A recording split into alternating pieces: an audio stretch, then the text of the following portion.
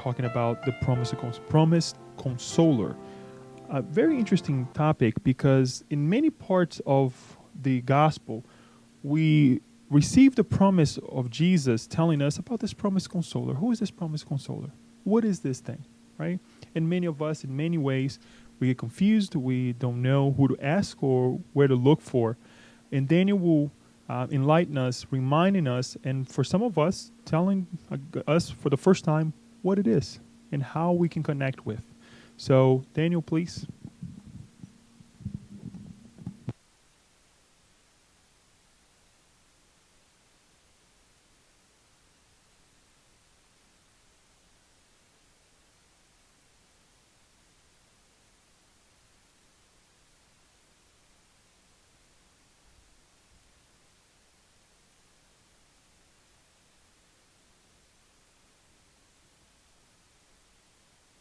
So, good evening, everyone. It's always good to be here with you, and not so good to be here in the front. But, so our reflection of tonight is to bring a little bit about what means this statement that was made by Jesus about the promised consoler.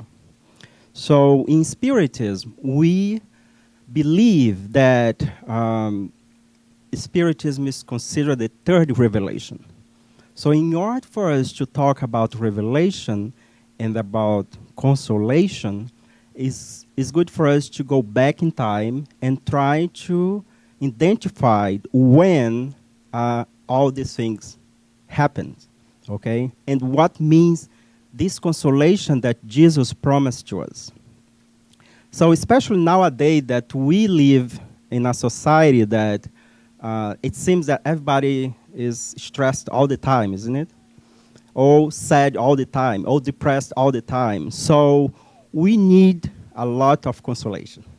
So when we say we, means from here, the speaker, to the whole planet, okay? So we are not here in the position to be in a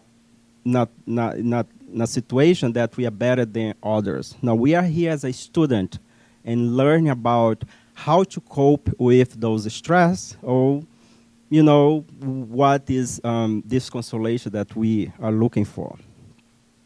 So let's try to define what consoler means. Consoler is to serve as a source of comfort to someone in disappointment, loss, sadness. So as I mentioned, like, you know, only those that feels that life is not fair, you know, that there is something wrong, needs to be consoled. Because those that are happy and completely fulfilled is not in need of consolation. True or false? Good.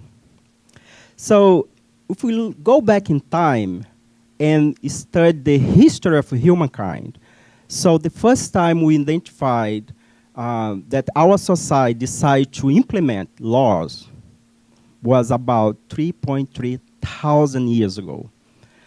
Before that, how was life? Rough. How is the system? Before Moses, for those that went to school, that has history, so how was life in that time? I'm not talking about material life, because material lives are rough. We didn't have electricity. We didn't have, you know, all the commodities that we have nowadays. It was a survive mode all the time. You know, you have your house here, but you don't know if tomorrow someone come and steal your property and kill your family and take possession of everything. There is no laws. You know, in family institution was not like today that we have, you know, very well defined. So it was important that someone needs to step up and say, hey, enough is enough.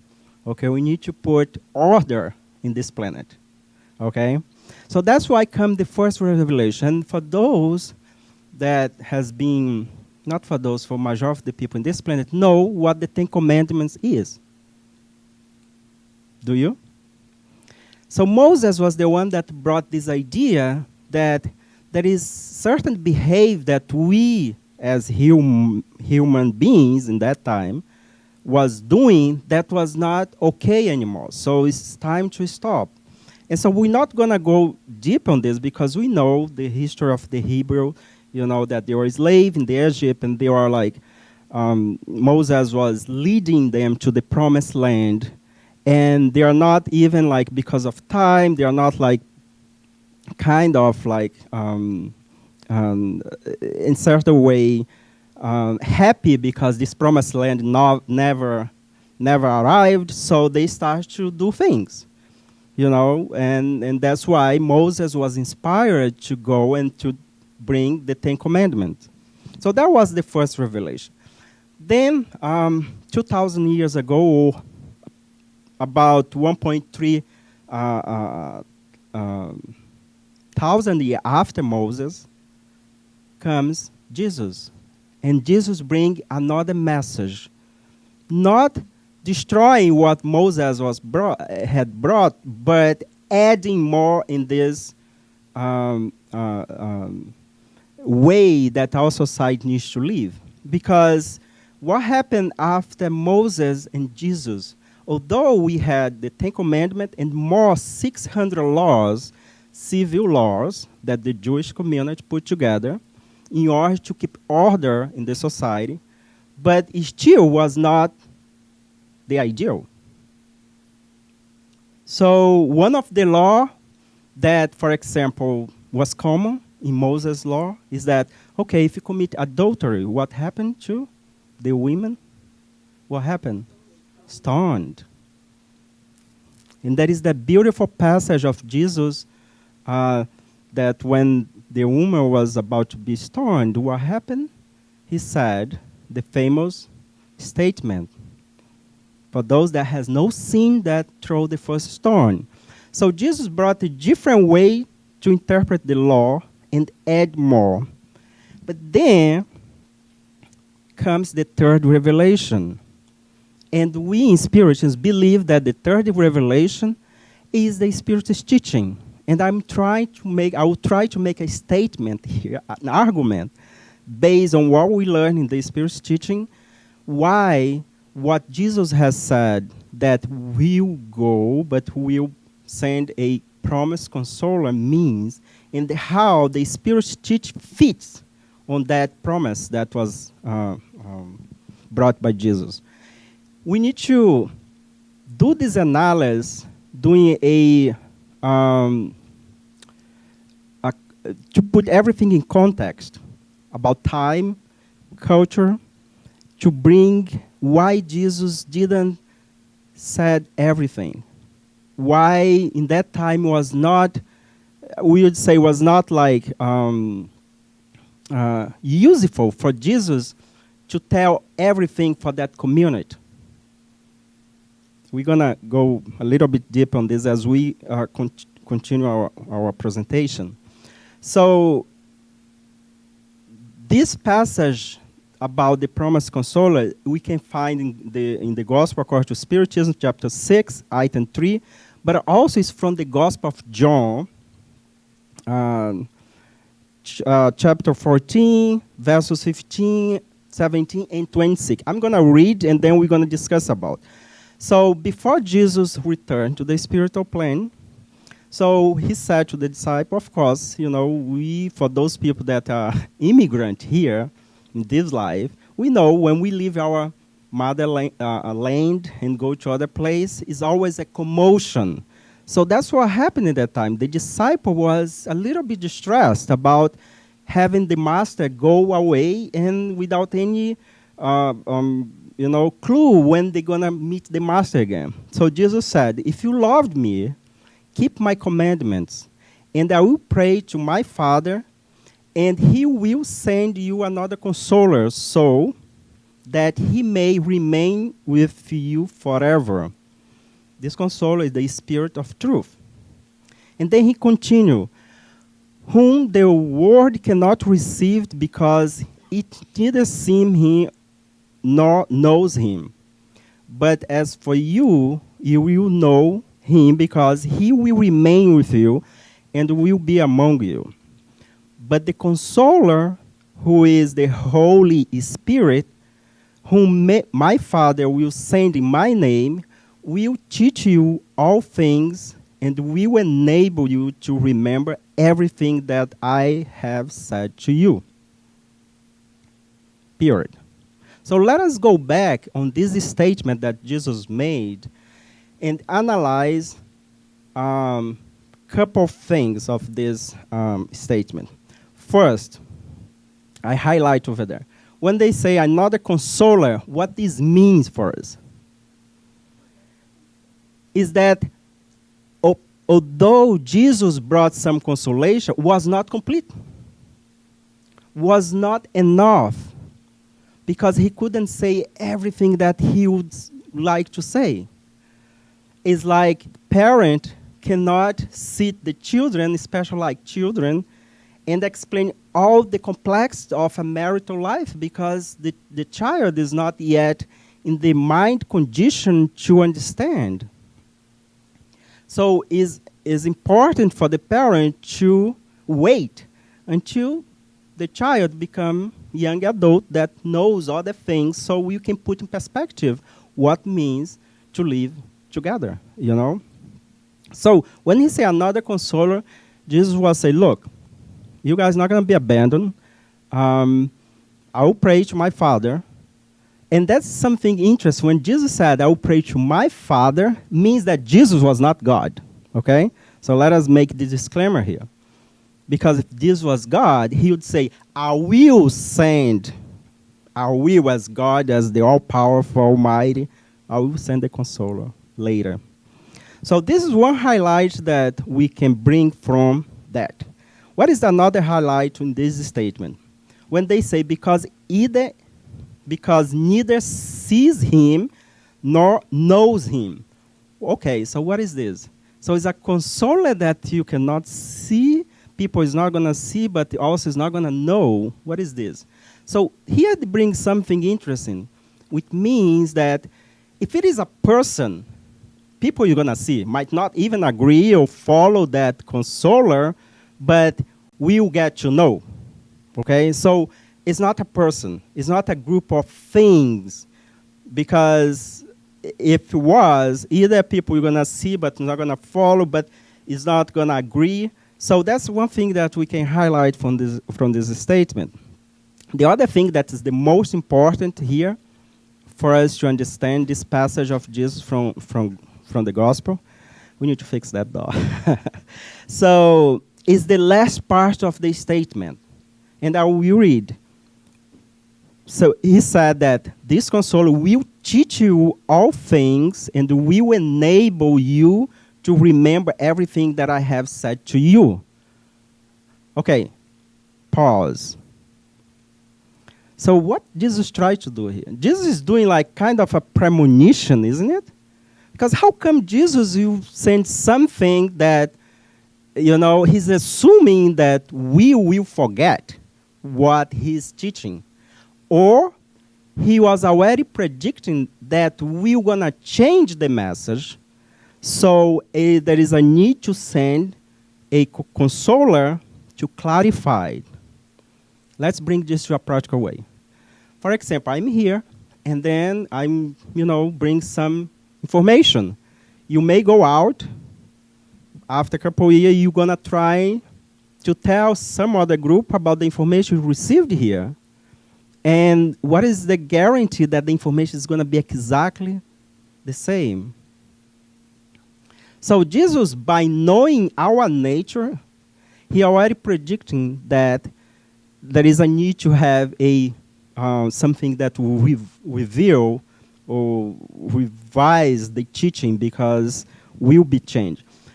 Another thing that he mentioned here, that will teach all things, which means that what Jesus brought to us was not all things. So, okay, so how come? I thought the Bible is the holy truth and everything that's in the gospel is set in stone. How come now Jesus is saying that there is a consoler that will increment, not change, increment, or implement the message, and also help to remember the original message that was changed, would be changed. So based on this information, and of course, you can go back and read more in the gospel, and you can ask, okay, so how can we contextualize this? What Jesus didn't say in that time that now there is a need that a consoler will come and says. Okay, we see a lot of passage in the gospel that even Jesus tried to teach, it seems that was not understood. And the famous passage is the conversation that Jesus had with Nicodemus about how Nicodemus was like, Master, what should I do to achieve, to go to the kingdom of heaven? So everybody, even nowadays, we are concerned about not going to hell, but go to heaven, isn't it? So that time everybody was also concerned about go to heaven. So what is the formula? What is the guidelines? So and Jesus mentioned that, unless you are not born from, you need to be born from water and spirit in order to, that is the famous phrase. But then he was questioned, but how come? How come I'm going to go back to the womb of my mother if I'm here? So Jesus was talking about what? Reincarnation. In order for us to progress, we need to go and come back, like go to school every day. And if you wanted to have a degree, you need to go, you have some temporary vacation, and we approach now the summer vacation here in the U.S., in order for us to, regroup our mind, and then we need to go back to school again. Okay? So this is important. It's important that Jesus knew, he came and he knew the stage of evolution we were in that time. And he not only brought the example, but also he already he already was in a position to see what our society is going to be, because here there is something that we learn in Spiritism. He knows that we have free will. And we're going to receive that message that he was brought to us, but it's going to be up to us to put those messages and leave the message. He did his part. So he passed the ball to us. And now it's up to us to carry this, this message in our life and as a community. So now let's go back and talk about those revelations, characteristics of these 3 revelations, okay?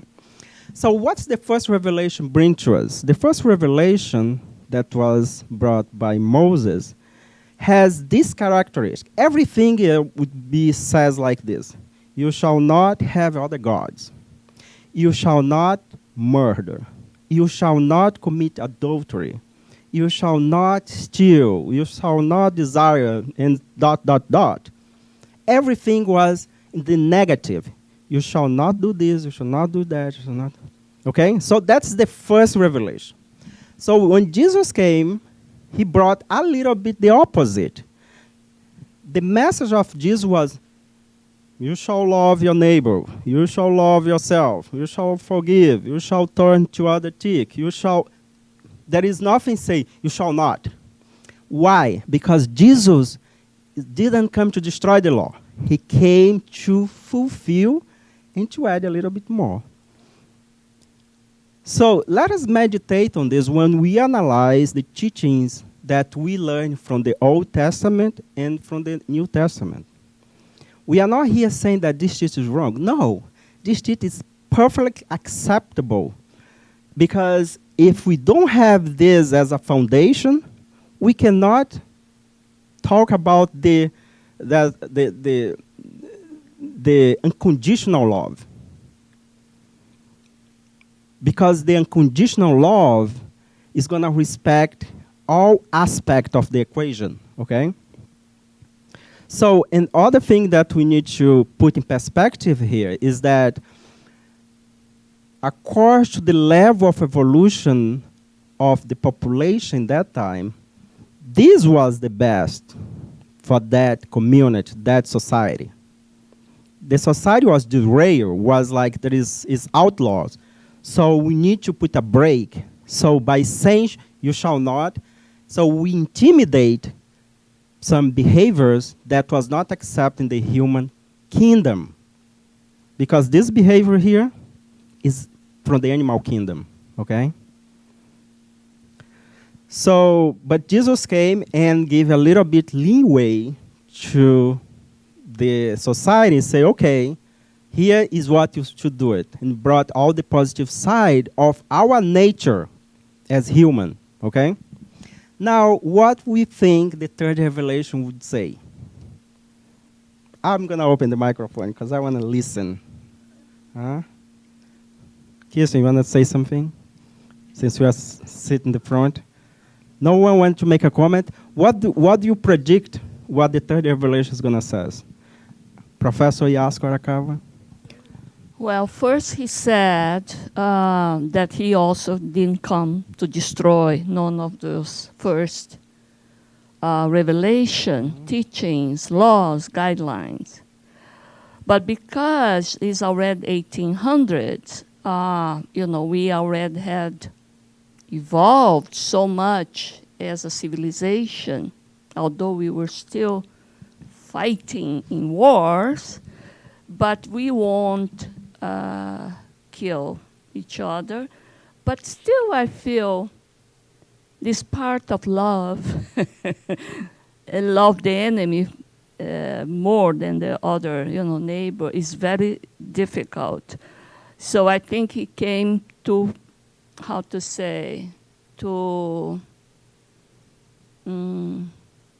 say that make a statement. Make a statement that we should stay. But I think the more clear thing, although was before, but I think was our nature as an immortal being, that we will not disappear after we lose our body, that we are spirit, we're not this body.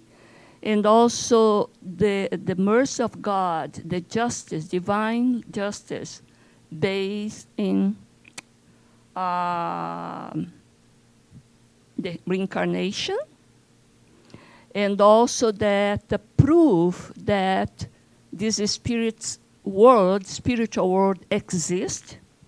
So through the mediumship, we could prove and contact with that spiritual world, I think. Okay. It's valid. Any other comment? Paula, can you pass the microphone for Paula in the back, please? I think in line with all revelations, they're giving us new things to aspire to. And we really have grown and matured through evolution. And spiritually, I think the newer, like transpersonal psychologies that Joanna De Angelis brings us are really where we're headed. That you would not be separate from spirit every second of your life. And Correct. as you live in accord with the presence of spirit, you don't really need all those guidelines, because every fiber in your being knows when you are off course. Okay. Thank you. That was good. But because we have a little space over there, I cannot add all this information, so you already have all this information. So the third revelation, as we understand, that is the fulfillment of a promise that we call the promise consoler by Jesus, came in 1857 with the publication of the Spirit's book. I'm going to make an argument on this. And then followed by the publication of the other books. So Daniel, why are you saying that? Why you say that Spirit is a revelation? Well, do you remember what Jesus says that was, by analyze the statement, we identify first is not a person. Because all the first revelation was one person. The second was not one person, was Jesus. And now the third revelation is a body of knowledge. It's not one person, it's not one group. But we understand the Spiritist codification fulfill that promise. But we are not here in a position to say that this is the whole truth. Because for those that know the Spiritist teaching, we're going to identify that what we have here has been said throughout all humankind. What we have here is a compilation of this information in a concentrated way, in a guideline that we don't need to, spend hours Googling or go to different libraries, because this touch on every point of our life, the life that we have. With one addition, not only about the physical, but also the spiritual life. We go to the university, study science of matter. We go to the church, talk about our spiritual behavior, our spiritual life. But we don't find anything that combine the science of matter with the science of spirit. If you find, bring to me, because I wanted to add my knowledge. We don't. You ask about the universe, there is information here about the universe. You ask about what Jesus meant when he talked about parable, you come to the gospel according to Spiritism. You ask about the interaction between the spiritual life and the material life, Medium's books. You ask about hope and solace, heaven and hell. Read the books, and you're going to see that it's not saying anything new. It's just compile all the information that we find throughout humankind, include Jesus' information, and put in a more understandable way. Okay? So, with the publication of this book, then it starts to bring, during like 14 years, Kardec published not only this book, but all the materials that is not in this book. For example, the review, Spiritist Review, it was where he used to publish all the communication that was not added in these books here. So this third revelation will explain why we should not and why we should do it. So the first one is more in the don't and shall not, do or you should, and the third one we're going to explain why. That's it. We are not adding more. The third revelation is not creating new paradigm. Paradigm? That's the word. It's not creating new formula. It's just make things more easy for us to understand. Explain the mechanism why we shall and shall not. And bring what? If we explain the mechanism, we bring what? Consequences. Consequences. And here is the beauty of the third revelation. Is that for the first revelation, if you do something that was not in accordance with the law, there is an outside mechanism that will judge you and will apply the consequences. The second revelation, that was the revelation brought by Jesus, was a revelation of accept and not do anything, okay? Like, it's up to you. You do this, you have the consequence. But the third revelation explains that this judgment is inside of us. It's our conscience. So it's not like God is going to punish me, God is this, because that's what the first and the second revelation somehow brings to us. Oh, it's a punish. God is this God that will punish you. No, God creates law. And once we are immersed in these laws, there is a consequence of what we do it. But then the third revelation brings the explanation about these laws. That this is divine laws that applies to everything. Apply to matter, apply to living being, and apply to the universe. the rotation of the planet, our solar system, there is a law that governs that movement. Can you imagine if suddenly the planet Earth decides to rotate a little bit slow? What's going to happen with our solar system? It's going to break the system. What happens if an organ in your body decide not to follow the mechanism of functioning? The liver decide, okay, guess what? Today I'm not going to process any food that you eat. What's going to happen? Huh? I'm on strike. Oh, yeah, the liver decide to go, to be on strike. You know, it's going to be complicated. Your intestine is the worst, isn't it? If you decide not to work properly, what's going to happen? So everything that is law from the microorganism to the macro. So there is laws. And the Spiritism come and bring a little bit of information that, you know, there is a cause and effect. There is a consequence. But also there is reward in life, okay? So this is for us to understand about this promised consoler, okay? So it's up to you to go and look in the statement again, read the gospel, and try to see what fits in our knowledge nowadays that fulfill that promise that Jesus says. So nowadays we can easily we can get together here. We can talk about any subject. Nobody is gonna come and close this environment or stop us. Why? Because through these centuries that we have been going through since the first revelation, we have grown as human. We have implemented laws. We have advanced in our science and technology. Our cognitive process become more clear, you know. Can you believe 500 years ago you have to talk about the universe, and we know this. You know, someone decide to say, hey, you know, we are not the center of the universe. This planet here is not the center of the universe. Okay? So what happened to that person?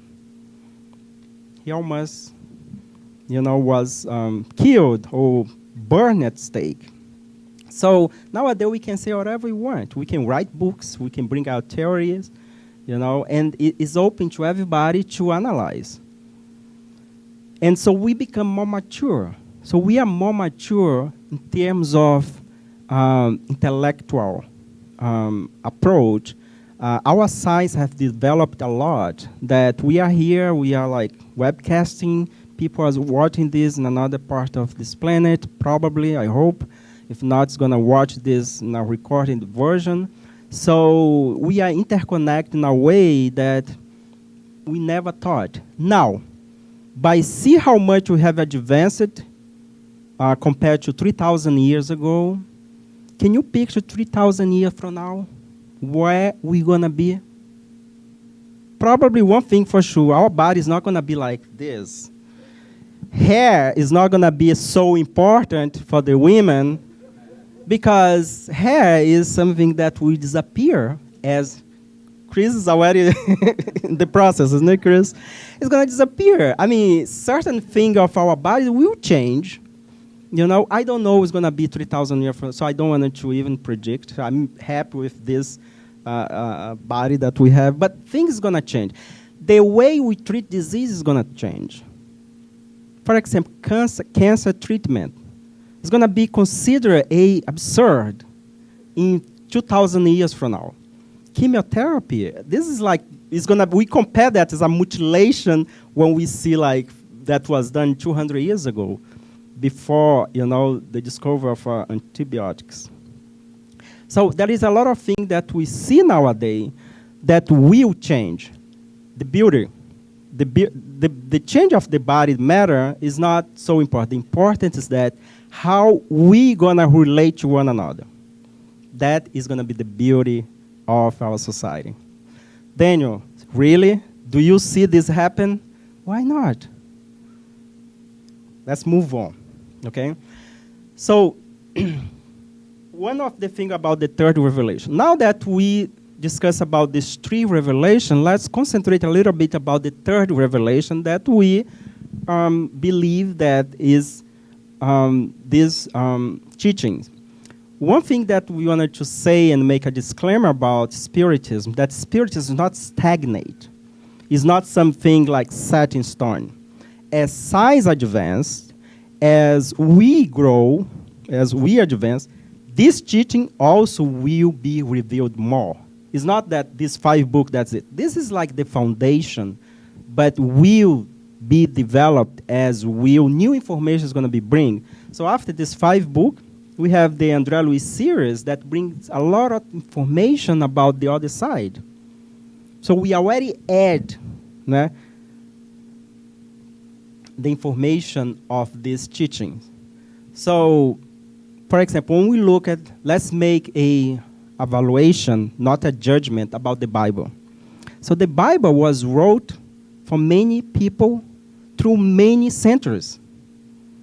Took, 1,000 years to have what we have nowadays. So we are not here saying that is the information over there is wrong. No, it's not wrong.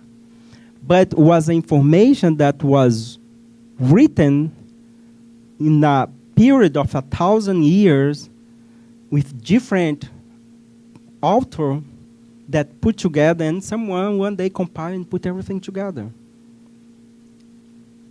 So this has these 5 books, and new information is adding as we grow. But the Bible will reach a time that stopped. We cannot add anything in the Bible anymore. We can remove, it depends on which congregation you are. You can change the text. And we need to be careful because this also can happen with this. We don't know 100 years from now, 200 years, people may come and change the text. But here, this thing came in the right time. Why? Because in the 1800s, it took 18th century since Jesus made the promise to this information come. Daniel, why the information didn't come like 1,000 years after he said that? Okay, Jesus died in the year 33. Let's pretend that he said this in the year 33.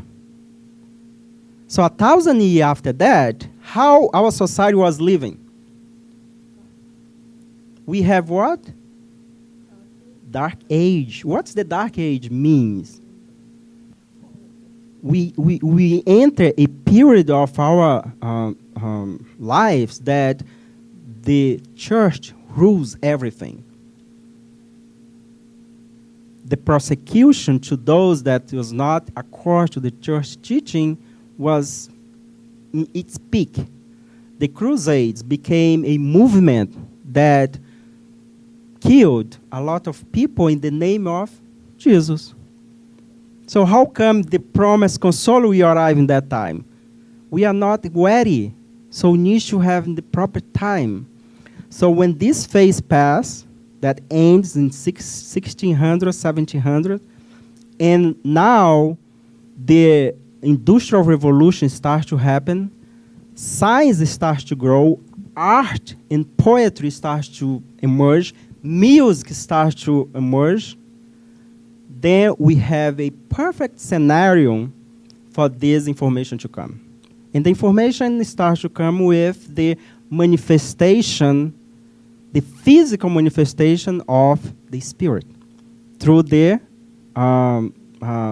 mediums, and the initial focus happening here in New York, upstate New York, with the Fox Sisters. In 1848, so picture 1848, 31, March 31st, 1848, the phenomenon starts to happen in Hydesville, upstate New York, with these 2 sisters that start to hear knock. Was not an intellectual phenomenon, it was a physical phenomenon. Why came like that? Because they couldn't come and do other information. This was a movement that was very well organized by the superior spirit. And we believe that in the top of this group of spirit, Jesus was, the one, because he was the one that promised. So it means he is behind of this process that was directed by the Father, God. So the third revelation, and I brought this quote, know the truth, and the truth will set you free. Which truth we are talking about? This is the question. What is the truth Jesus was talking about? What's the truth Jesus was talking about? When Jesus was here, what Jesus brought to us? Majority of Jesus brought three things that we can identify in his life. Three. He told parables. He healed people. And he lived the message.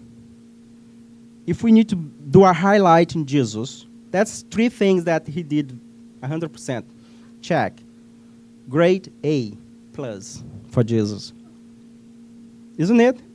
Story, teaching, through parables. Why parables? Why Jesus didn't brought, there is a spiritual world, you need to reincarnate back and forth until you get right.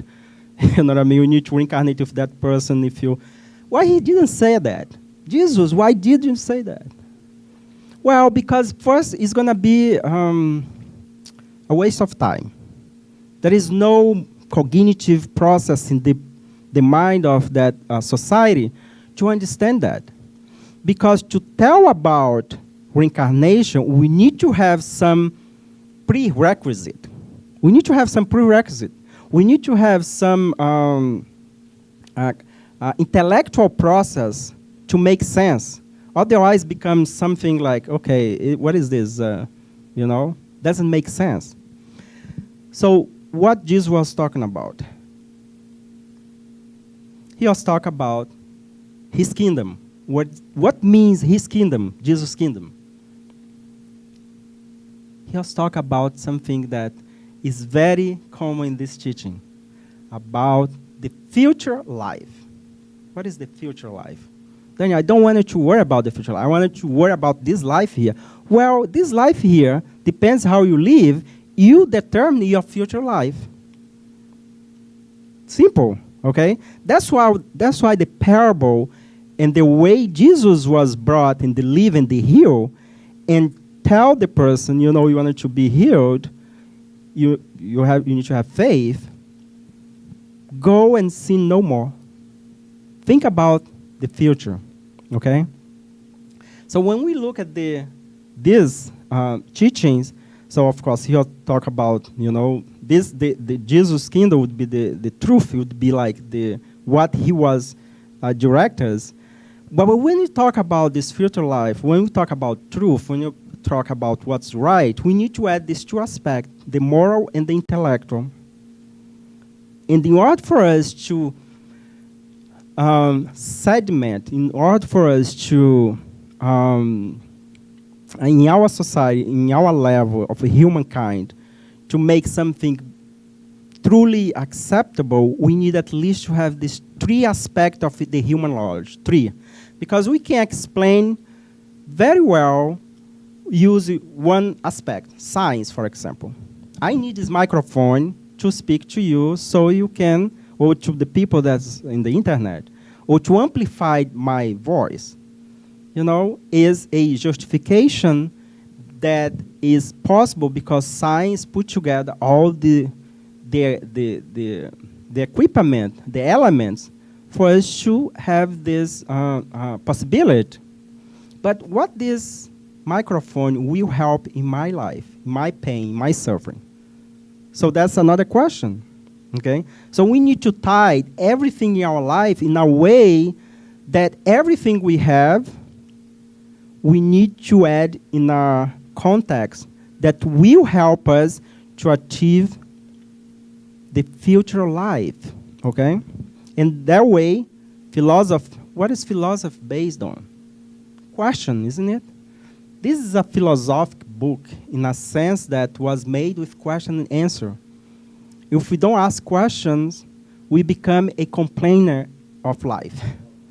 Exactly. We become but here is something. To ask questions, we need also to ask the right questions. Because sometimes we ask questions that is difficult to get an answer because the question was not properly asked. Religion, because there is no conversation in future life if you don't assume that there is a creator. we must accept that life didn't come from nothing, that there is a creator. There is someone that is all-powerful, all intelligence, that knows everything, that creates everything. Don't ask me the nature of this individual because I don't know. I just know that he's perfect, he's loving, he's everywhere, you know, he or she or it. There is no gender for the creator. We are the one that put gender, okay? So that's compiled the Spiritist teaching. So the Spiritist teachings is the teaching that was brought to us by a group of spirit. Daniel, are all these spirit that brought this teaching pure spirit? No. The same way that Jesus collected 12 disciples, that was not pure. It was not like Jesus. Jesus was pure spirit, the master. But he invited 12 to help them in the ministry of his teaching. Now, the spirit teaching, the spirits that brought this teaching, including this guy here, Benjamin Franklin, and this, we named this room because Benjamin Franklin was an American spirit, or American inventor. He incarnated in the US he's one of the founder fathers. And if we look at in this book, all the spirit that happens to bring the answers, we have, majority of them, they were priests. They're Catholic priest, saint, because there is no spiritism before that. So all the men that did a profound transformation in their life were invited by whom? By the Master, by Jesus, that never revealed his name, but in Spiritism, we believe when we say the Spirit of Truth, some scholar, we think that the Spirit of Truth was Jesus. Okay? So help to bring this message. So the answers that we have here, including Kardec. Kardec, he was the incarnate spirit. But we know that Kardec and the group of spirit that helped to bring those information, they were in the same level of evolution. They were not perfect, okay? But they were in the same level of evolution. They were a little bit ahead of us. So now, very fast, this third revelation is talking about what? When we learn about Spiritism, about question. First question, who am I? Who are we? Where did we come from? Where am I here? The question, what am I doing here? I'm here just to, work, go home, pay my bill, raise my family. That's it. And then we die, that's it. That's why we are here.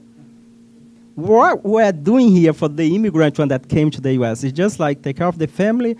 No, this is obligation.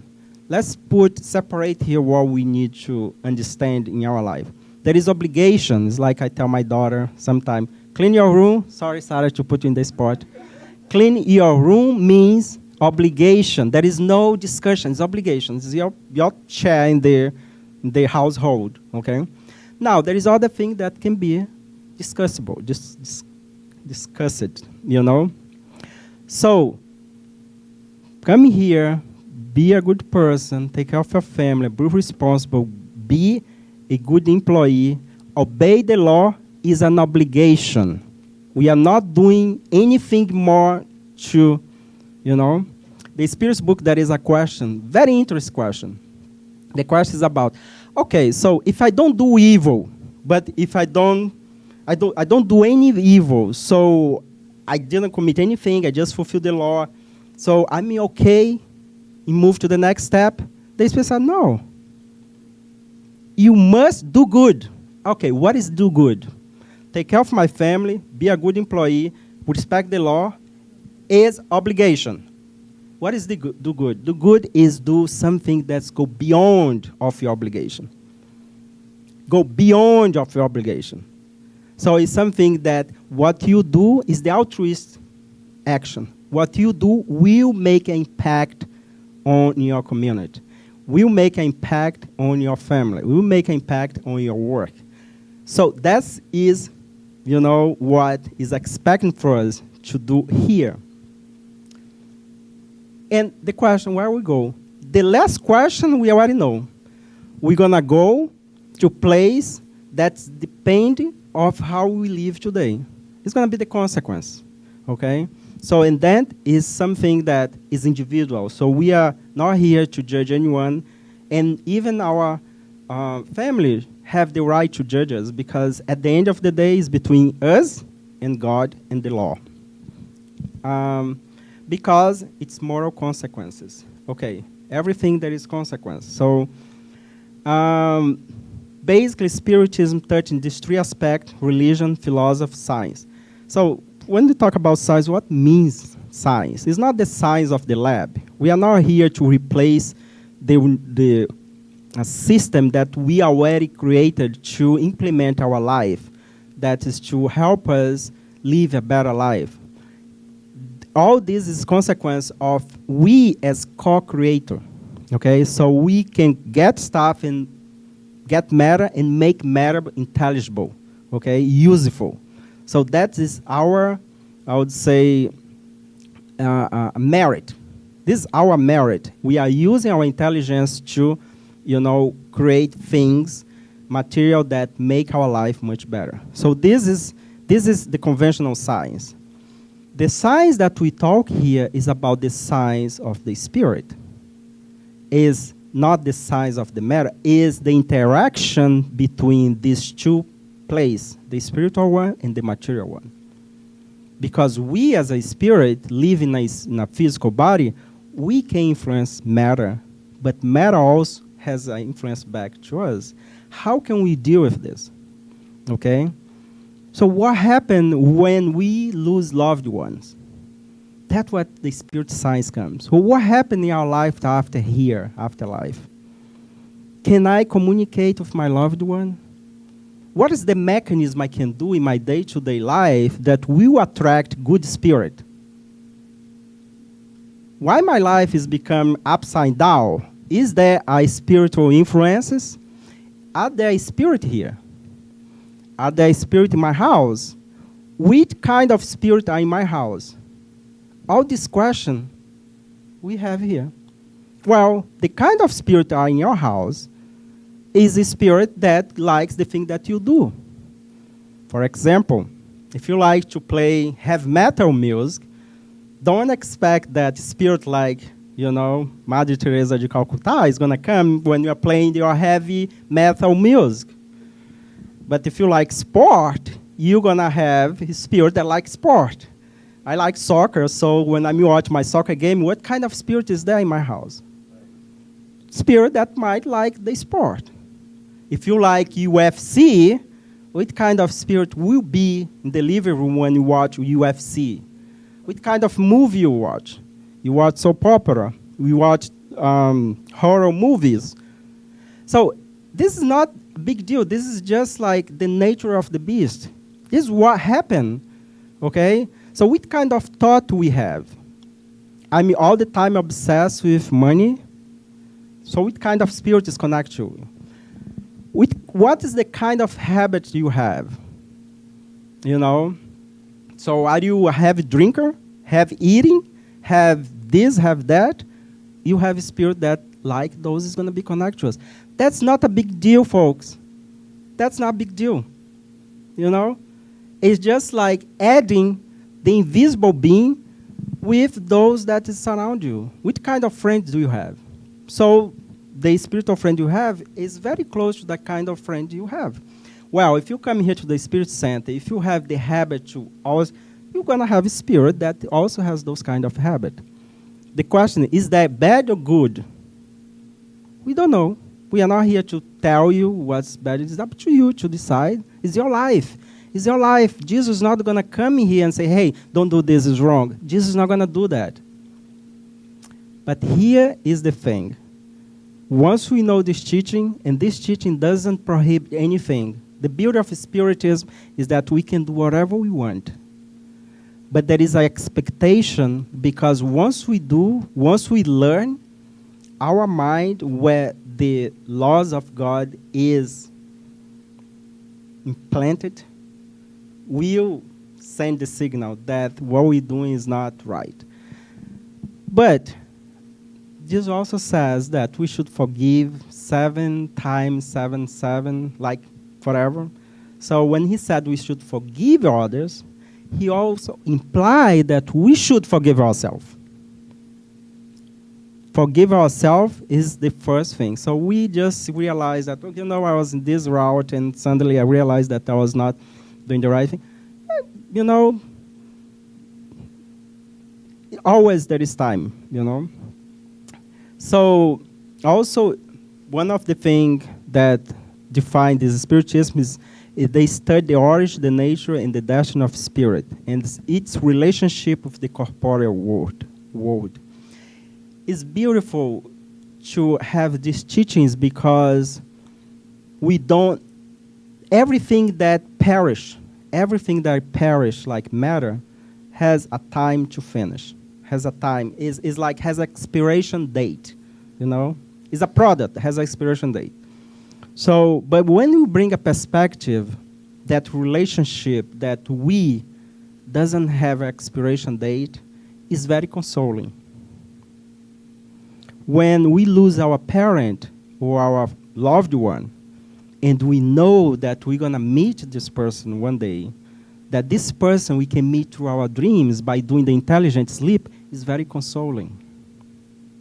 So the beauty of the third revelation is that it's going to include the first and the second and add these little things that, what is that?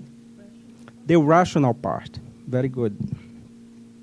So, and also allow us to question. Nobody here is going to come to you and say, no, you cannot ask any question. It's already set here in this book. Nobody's going to tell this. I have, this week, I have a back and forth communication with someone in New Jersey.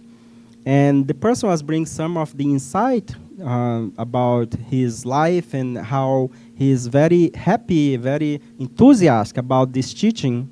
But also he brought some, not criticism, some like his personal view in how he would tackle different points on this teaching. So it's beautiful because what I told him is, look, the beauty of Spiritism is that we are allowed to question, we are allowed to have doubt, and nobody's going to come and prosecute you. That was not true like 1,000 years ago.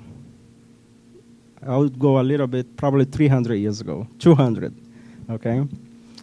So the main principle of Spiritism to finalize the existence of God, immortality of the soul, reincarnation, multitude of the inhabited planet, communication of the spirit. So this is the main principle, okay? So it's like if you go to school, college, you study math, biology, there is some principle that is that you need to take in consideration in order to move on, So in Spiritism, we cannot even start the conversation if we don't believe in a creator. So it is the number one. There is existence. This book, the first question is about what is God? Immortality of the soul. We are immortal being. We are not eternal, okay? What is the difference of eternal and immortal? Eternal is something that has no beginning, no end, okay? So only God is eternal. When we say, we have an eternal life, could be okay, but you need to assume that you are created, okay? So for us, it's better say that we are immortal. We never die. We have one life that come, incarnate, discarnate, one life only. But we have multiple experience in a physical body. Reincarnation is about multitude of inhabited planet. In the house of my father, there is many mansions. In the kingdom of my father, there is many mansions. The kingdom. Which kingdom Jesus was talking about? Multitude of inhabited world. Okay, is the universe, communication of the spirit. We just lose the physical body, but we are connected. We are connected. Once you have the relationship in family, first of all, our relationship here in your family was not the first one. Okay, it's probably you have been incarnate or reincarnate with a group of people, and just change position. This incarnation you're the husband, the next maybe you are the son, blah, blah, blah, the grandfather. That's it. Okay? Once we have this is going to stay forever. It's going to be eternal. In the book Liberation that we just studied in our home last year, that is about a case about a mother that has been trying for 300 years or more, I think. Do you remember, Sarah? 300 years, the Gregorio. Her son is in the lower zone. He was the chief of a group, a city, a gang that has been, doing bad stuff for many years. 300 years, I think, couple centuries, isn't it, Sarah? And the mother that is a more evolved plan has been trying to rescue him for that life for 300 years. So there is case that, mothers and fathers and family members are connected to, even though if you decide to go to a different way, there is a point of connect that never is going to be broken completely, We might be separate for some centuries, but one day we're going to come back to it. And the ultimate goal is the perfect life, perfect spirit. Other principle, Spiritist principle, forget of the past, law of cause and effect, free will, evolution, rational faith, moral divine laws, Jesus as our mother and guide. In Spiritism, we don't discard the other prophets like Buddha, Gandhi, other philosophers. So we recognize all the other religion or leader or prophet as a part of this team of spirit that came to help us to evolve as a society. Okay? The future life, perispirit, we have a spiritual body, we have discussed about this. The spiritual plane or the spiritual world is our primary one. Daniel, what is that? Is this no, this is temporary. Because we are immersed in a physical body that will perish. So the only thing that doesn't perish is the spirit. And the spiritual body, because we are connected to the spirit. So in this part of the conversation between Jesus and Pilate asked, are you the king of the Jewish? And Jesus responded to him, my kingdom is not of this world. If my kingdom were of this world, my people would have fought to prevent my falling into the hand of the Jews, but my kingdom is not here. Pilate said to him, then you are king? Jesus replied, you have said it. I'm a king. I was not born, nor did I come into this world except to bear witness to the truth. Whoever belongs to the truth hears my voice. Well, what Jesus was telling this, Basically, Jesus said, whatever has the kind of life that I have is going to resonate with my teachings. So that's the invitation. The invitation is for us to imitate Jesus, to ask the question, what Jesus do if he was in this situation? So there's just a part of the gospel during so again, I highlight over there about the kingdom of Jesus. Jesus was talking about what? Not this life. He was talking about the future life. So if you look at what Jesus was said, he was telling us that this is not the whole truth here. The thing is much, he was talking about the future life, as I put it here. That would be our ultimate goal, And the question is that, sometimes we ask, are we going backwards? Are we And Kardec asked this question, and this question is question 784. Humankind's perversity is very severe. Doesn't it seem that they are regressing instead of progressing, at least from a moral point of view? Very updated question, isn't it? Very, up to date. So, and the answer is like this. You are mistaken. So, the spirit is not like easy with Kardec. They are like tough, like you are mistaken, you are wrong. Okay? I can see the spirit like put the finger like this. I'm just doing, that's not nice. Sorry about that.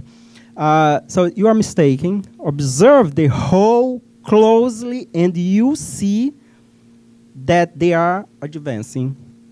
because they understand better what is evil, and day by day they reform their abuse.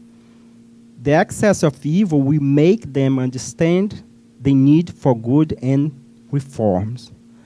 Folks, that's what has been happening the last 100 years.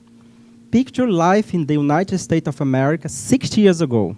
And I think Paula can be a witness here, isn't it, Paula? I mean, like, yeah, no, I'm not saying old. I'm saying that's very close. I'm not talking about age, Yasko. Please don't put me in the... I mean, because I was not here 60 years ago. I just want to make a comparison. How was life 6 years ago for those that were living here? I was not here. Okay, I didn't say that. This is your assumption that I was not born. Maybe I was in the spiritual world living here among you guys. So the idea is to have a reference point. Okay, we cannot make any conclusion or cannot make any assumption if we don't have a reference point. We need to have a reference point for everything. So when the Spirit answer here, you are mistaken, and say, observe the whole closely. What means? Looking everything. Don't just look a little bit thing, just with one point of view. It's the whole view, okay? A point of view is just a point. It's just like a page of view, a book of view. You know, I'm just like, take this, that we say a point of view is just a little view, you know? So, but again, if we look at, it seems that we have going a little bit backward, but that's not true. I mean, although we turn on our local news, we see all these atrocities that happen, but the amount of goodness has also skyrocketed, isn't it? We're gonna look at for things that we want to, and we are trying to make a statement on that. So, but if we look now, of course, there is a lot of things that we need to improve, yeah. But I mean, look at this room here. We are mixed race here. We have youngest here. We have women here. 200 years ago, you ask, you are not here. You are not here because you are women. You should be at home and look for a rich husband to, because that was the society in that time. So let us put everything in perspective so we can make the right judgment about life. Okay. So to finalize, I like to bring this guy that made a huge change in this society here, Martin Luther King Jr. I'll bring some quotes for us to keep those quotes in our mind and see that, it's not only this, it's a group of good spirit that has been helped our society. He said, darkness cannot drive out darkness. Only light can do that. Hate cannot drive out hate. Only love can do that. Tell me if this does not resonate with Jesus' message. Tell me if this is the kind of approach and behavior we want our society to have that Jesus has brought to us 2,000 years ago. Take the first step in faith, so connect to the Almighty. You don't have to see the whole staircase. Just take the first step. Folks, we don't need to become Bill Gates to help. We can help with the resources that we have in the capacity that we can. That's it. So the way he said is beautiful. It's so poetic, like, you don't need to see the whole staircase. Just take the first step. If you see darkness, don't worry about further. Just look here immediately what is in front of you. One of the things that we learn, and this I learned with Raul Teixeira, that was this great spiritist speaker in Brazil. When we moved to Baltimore, the first time he came to Baltimore, and we have a meeting with him in the university. And so one thing that he said to us in that time was a small group, probably about 6 people. And he said, learn how to flourish in the place that God has put you. Which means that if you are here in the U.S., in Baltimore, Maryland, Pennsylvania, surround here, our mission is here. And I remember in that time, I was like, we are like collecting stuff, sending things away, and said, look around here and see what people need here in front of your eyes, okay? I'm not saying that if you want to help Africa, Brazil, South America, you can do that, but also look around you and see how you can help. To finalize, every man must decide whether he will walk in the light of creative altruism, or in the darkness of destructive selfishness. Thank you. Have one question, probably 1.5 because of time. Sorry about the time, but so this is the. I realized that this talk was given before someone like 5 years ago, but was not here. So I was talking to Leo. I said, I think I gave this talk before, and I think I'm getting old, forgetting stuff. Question? Any question, comment? If I don't have the answer, all the answers here. I think Leo has one. So you can make a comment and. Can you go back to that triangle? Science, religion, and philosophy. One of the last, I think, the penal, yeah, or something, yeah. I was listening the other day. If the mid of 1800, it was the best time for the Spiritist teaching, for this third revelation to come. And they said that that window was crucial because before that, until beginning of 1800s or end of 1700s, the religion had a lot of power still. And after, in 1900, science got a very big peak, especially technology. So the materialism really picked up in 1900s, in 20th century. So many people, including France, they decide that we don't need God because we can solve everything through technology, through understand DNA, whatever, genetics, etc. And philosophy was always something more soft. It's a soft science. And I don't know the damage that those two could make, religion and science. Philosophy is less capable of making a huge, although it could make. So my question now is, if Kardec's teaching came exactly 1850s, where religion was weakening and science still didn't pick up, what will be our chance, the chance for this Spiritism to really help us to evolve? So I'm thinking the following. The same science that almost put God outside, truth God outside, will help now because we have technology. Through technology, through science, we can have information about this transcendental life, which was before very difficult to prove. Well, spirit, or well, do I have another? Because now, with the same technology, we have technology to resuscitate cardiac arrest, for instance. And then those that came back from near-death experience, they can report with details.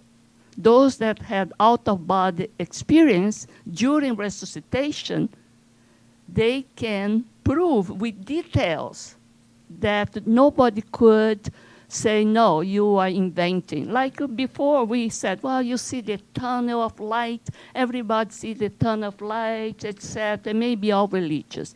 But now, no, the details through science and through MRI, image, sophisticated image during, for instance, prayer, during mediumistic trance, is all documentable. You can document. So now I see, and of course philosophies always have to be, because all these questions that you made there, they're all philosophical questions that Socrates made, all the other philosophers made. So what I'm thinking that the future will be a merge, not separate like this. Like religion is one thing, science is one thing, philosophy is other thing. No, it will have to merge. Science will be in the religion will be in the science, philosophy will be inside the science and inside the religion, and that's it. It will be a more homogeneous mix. That's what I think will be the end. I don't know if you agree with that. No, yeah, you're right. Going back to about this, I agree with you about the time. That exactly was the right time to bring this information for the reason that you just point out. But here's the thing, that this information was coordinated by a pure spirit, that was Jesus. With it was granted by the Creator, that was God.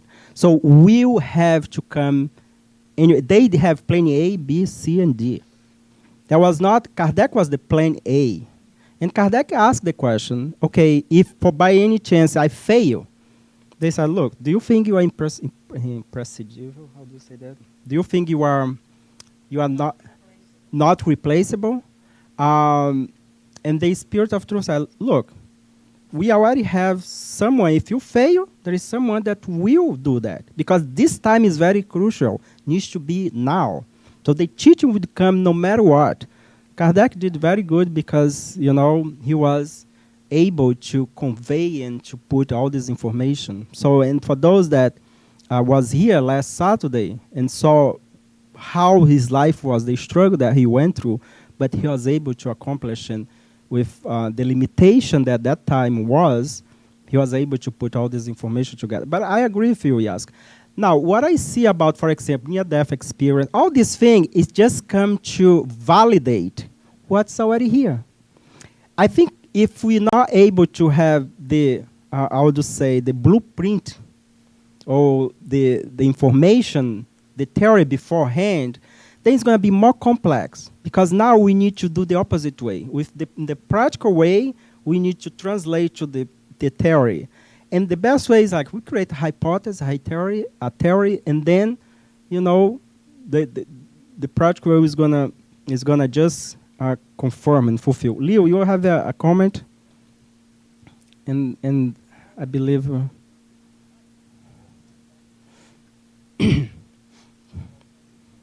That's a balance. Thank you. Chivalry Paula. is still alive. Okay. No, yeah. Thank you. Given that the world at the moment is experiencing a great deal of fear, anxiety, and upheaval, as you can see in the politics of, like major countries, and there's a retreat phenomenon going on where people just want to retreat and get back kind of in their cave. What do you think are the key? I'm trying to think of your theme of consolation. If you're speaking with another person one-on-one, they have no working knowledge of Spiritism, what would you select simply as like the one or two features that can help someone who's struggling with all the many things people struggle with today? And just in tune with the modern message of what Spiritism is bringing for consolation. Good question. 2 words for that. Watch and pray. There is not a magical bullet here. I mean, we are living a time that is supposed to be that way, because we are in a transitional period. When we say transitional, you may ask, Daniel, how long this is going to last? Well, it depends on us. How long is going to last? You messed up your bedroom, and then you wanted to go out and have fun, and now you will say, okay, how long is going to last for me to clean my bedroom? It's going to be proportional to the amount of mess you created. So when I talk to people, of course, we need to validate the suffering of each one of us. First of all, we have different experience in life. Maybe my pain, your pain or my pain or this group suffering is not equal. So we should not tackle in the same way. But one thing that applies to everybody is what Jesus told us. We should watch and pray. Why Jesus didn't say you should pray and watch? Why watch first? Because even the Creator is giving to us an opportunity to take responsibility. Well, I need to identify in my life, and for this question, Paula is already in this book here. Okay, when when Kardec asked, so what's the best way for? I'm gonna paraphrase it because I don't know exactly. What's the best? Come on Thursday and they study for us the Spiritist book. What's the best way for us to suffering mitigate our suffering? And the answer is one phrase. We need to know ourselves. That's it. And this was something that was said thousands, centuries ago. Socrates was the one that said that. You need to know. He read it. He read this was wrote in a portal in Delphi, I think. So he read that, and then people attribute this to him. But we should know ourselves first. Second, we need to add what Jesus said. Watch and pray. So, but we can watch and pray if we also know ourselves. How do I know myself? How do I know myself? I need to observe myself and say, okay, what makes me upset? And I need to find a strategy to work on that. Simple. There is no magic bullet. There is no, it's just this.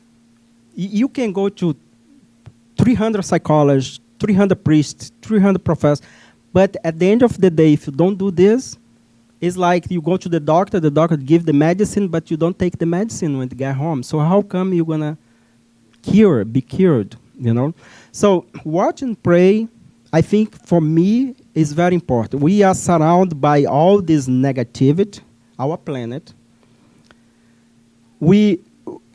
Depends how you tune in your mind, okay?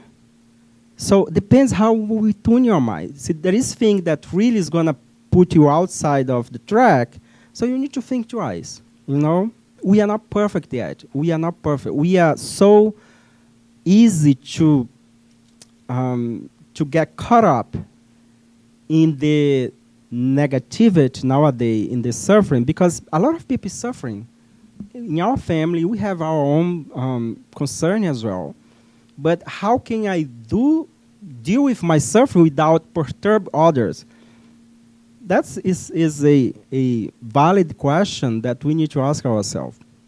So the beauty of Spiritism is that we have all the elements to help us to live in this planet without belong to the planet.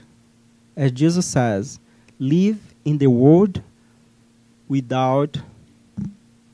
this thing is in Portuguese in my mind, I'm so sorry. Without become a mundane person, There is this word, mundane? Okay.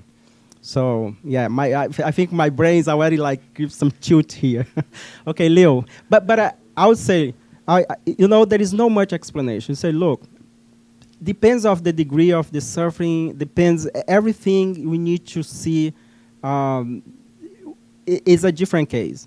If it's someone that he is in a state of clinical problem, so we're going to say, see a psychologist, see a doctor. But if it's someone that's open, so we can be a little bit more, engage more in your religion, pay attention more with kind of people you hang out, what kind of influence you are receiving from your coworkers. Treat them well, but try to make your own routine. Because sometimes we become immersed in the other people's routine. Mentally, I need to do this because my friends, no, why you ask the question, why I need to do that? If you have time, do it. But if you think that is not so healthy, the environment that you are doing just to please other people, please think twice. Because probably there is the problem. And we need to work this out. Leo, please. Just a final comment, Daniel. I know we were trying to get to the second part.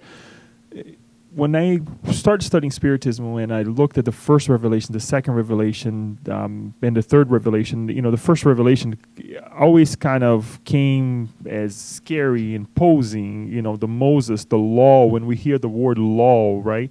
And I think tonight was an emphasis to what I was able to develop with as far as understanding what these revelations were.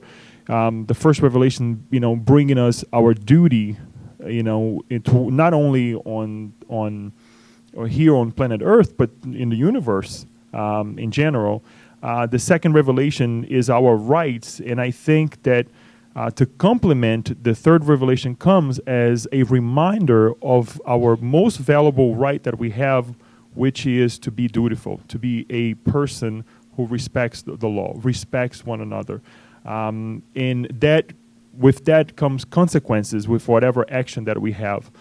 Because when we see the directives of you shall not or thou shalt this, you have to do this. People don't like that idea, but we forget that with those ideas is what it came to be. It was the foundation to what we have nowadays, right? And then the rights with Jesus saying, shall love one another. And then Spiritism come and say, look, the most beautiful right that we have is to be dutiful, is to respect one another, is to execute these foundations to the utmost way that we will survive, we will continue to live well and progress as well. So it's definitely a good reminder to me and an emphasis to what I used to think, because a lot of people, when you talk about laws, people sometimes they get upset because they have to stop for a stop sign, and they're like, oh, why is this here? Why is that? And we forget that we have limits, right? And when we learn this with the physical laws. So I think it's definitely a good reminder. So I thank you for this note. The last part that I would like to comment as well that you brought is, in terms of Jesus, as you mentioned, the scholar brings to us the idea that the spirit of truth being Jesus, and Jesus, with being an enlightened spirit and allowing us to be part of this teaching, allowing us to shape who we are, and not being the one saying you have to do this or that way. And I think this is brings another aspect of Spiritism of allowing us and reminding us to be humble as well as we grow. And as we grow, we don't look at others saying, oh, I went through that, that's petty. No, we hold ourselves and we help one another to get to where we're supposed to be. So great highlights. Thank you. Very well said. Thank you, Leo. So right now, let us, we're going to have the passage today because we have Johnny, Leo, and myself. The final note is very important for us to always go back. If we already read the books, but always let's go back and reread again, because we are in different phase of our life. I already have read the whole codification, but every time I go back and read again, I feel like, oh my God, how come I didn't realize this? Because why? Because our state of mind changed. As we, our body get a little old, our spirit also become more knowledgeable. It's that we see things different way. So it's very important for us to devote a little time of our life to read and to listen something positive. We wanted to have our life, to have a balanced life, we need to have answers, but also we need to make some adjustment in our life, adding some more positive thing to balance all the negativity that surround our life. So right now what I wanted to do is just do a little very short visualization, then we're going to have the passes here. So for those that never received the passes, so someone is going to call you, so you come in front and you receive the passes, and after that there is the fluidic water that we are invited to drink. Very simple, nobody's going to touch. We're going to turn off the light over there, put the music, and I'm just help to change a little bit our mind from cognitive to more meditative moment, okay? So let us then take this moment. Yes, please. Let us then take this moment.